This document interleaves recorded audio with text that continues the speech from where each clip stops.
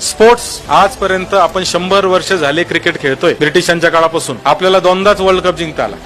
Olympic आपण चायनाच्या आधीपासून Olympic मध्ये आहे. 1900 सालापासून आपण ऑलिम्पिक मध्ये भाग घेतोय. आजपर्यंत मागच्या 124 वर्षात भारताला किती मेडल मिळाले माहितीये का? 35. सगळे मिळून गोल्ड, सिल्वर, ब्रॉन्झ तिन्ही मिळून मिळालेले मेडल 35. आणि चायनाने काय केलं? 1950-52ला ते पहिल्यांदा ऑलिम्पिक मध्ये आले. पहिल्या वर्षी 0 होते आणि मागच्या एका वर्षात 2020 साली जे ऑलिम्पिक झालं त्या एका वर्षात त्यांना गोल्ड फक्त 38 मेडल मिळालेले. आजपर्यंतची त्यांची मेडलची टॅली टोटल 771 आहे आणि भारताची 38 आहे. मी चायनाला एकदा गेलो, आम्हाला स्पोर्ट्स युनिव्हर्सिटी दाखवली. ती स्पोर्ट्स युनिव्हर्सिटी आम्ही पाहायला गेलो. त्या गावाचं नाव मला आठवत नाही. हजारो एकरामध्ये स्पोर्ट्स युनिव्हर्सिटी आहे. ऑलिम्पिक मध्ये खेळले जाणारे सगळे खेळ त्या स्पोर्ट्स युनिव्हर्सिटीमध्ये शिकवले जातात. कसे शिकवले जातात? तर वयाच्या 5 वर्षापासून ते विद्यमान जी टीम आहे म्हणजे आत्ताची करंट टीम त्या टीमच्या मेंबर पर्यंत सगळ्यांनी तिथं मुक्कामी राहून शिक्षण घेऊन तिथं त्या ऑलिम्पिक साठी तयारी करायची. ह्याच्या बदल्यात त्या मुलाच्या किंवा त्या मुलीच्या आई वडिलांना दरमहा सरकार पैसे देतं. का देतं पैसे? तर तुमचा मुलगा किंवा तुमची मुलगी राष्ट्रकार्यासाठी आता आम्ही देशासाठी घेतलेली आहे आणि म्हणून मला असं वाटतं की या सगळ्या गोष्टींवर खऱ्या अर्थाने विचार करणं गरजेचं आहे.